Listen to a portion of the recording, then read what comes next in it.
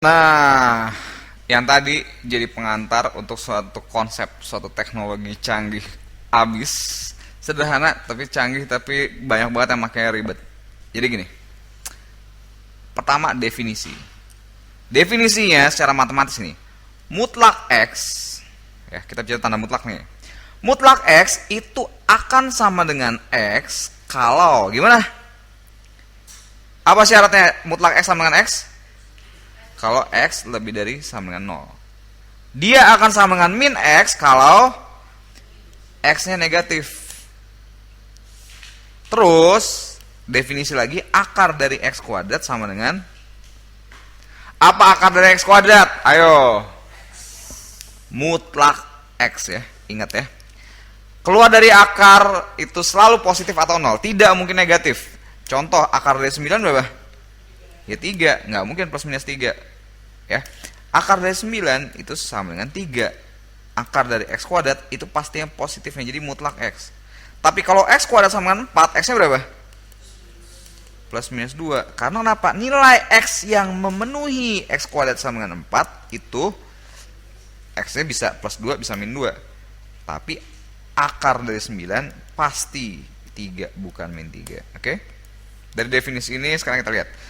Kenapa teknologi ini dipakai? Sekarang gue tahu, lo juga udah tahu. Secara intuitif kita udah tahu mutlak itu ngapain kerjaannya? Apa yang kerjaan mutlak?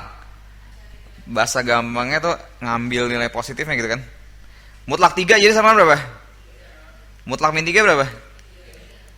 Mata lo bisa ngenalin ini. Oh, jadi kalau 3 ya ngambil aja positifnya 3. Kalau min 3 ya ambil aja nilai positifnya 3. Sekarang prosesnya jadi gini ceritanya. Kalau misalnya gue punya mutlak 3 itu sendiri udah positif kan. Kita mau ngambil nilainya dia positif. Kita mau ngambil nilai positifnya. Di dalam kotaknya, nah nih lihat nih, mutlak X kalau ternyata X-nya udah positif, dia sama dengan X. Kalau X-nya masih negatif, supaya jadi positif diapain?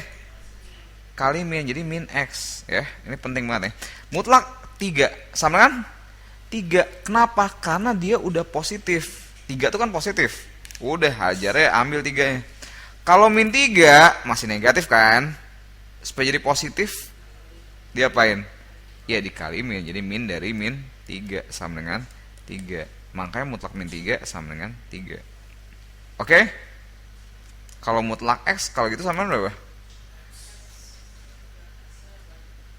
Kalau mutlak X berarti sama dengan berapa? Berapa? Head. Tergantung X-nya. Ingat ya, X ini pasti positif nggak?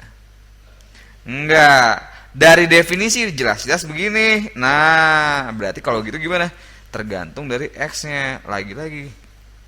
Kalau ternyata X-nya udah positif, dia sama dengan apa? Ya udah tinggal positif, ya ambil nilai X-nya.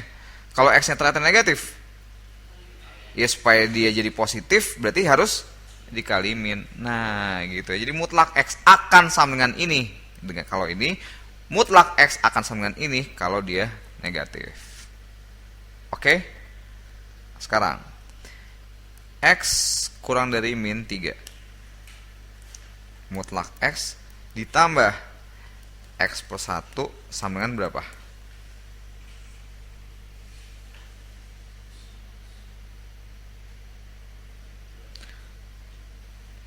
Sama dengan apa?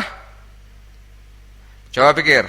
Sekarang ini kita lihat X kurang dari min 3. Oke? Berarti X-nya udah negatif kan? X-nya udah negatif nih. Kalau gitu mutlak X akan sama dengan apa kalau X-nya negatif? Kalau X-nya negatif maka ini sama dengan ini. Berarti kalau gitu kan udah negatif. Supaya dia positif kita harus X-nya negatif ya. Supaya jadi positif jadi min X. Sekarang kita lihat. Ingat ya. Ini sekarang kita di dalam kotak.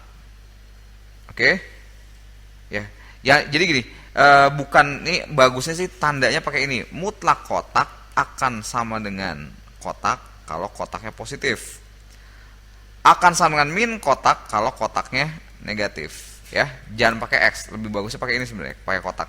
Kenapa? Karena sekarang lo lihat dalam kasus ini yang jadi di dalam mutlak itu kan si kotak nih. Si X plus 1 kan? Sekarang lo lihat, kalau X-nya kurang dari min 3, nilai X plus 1 positif atau negatif?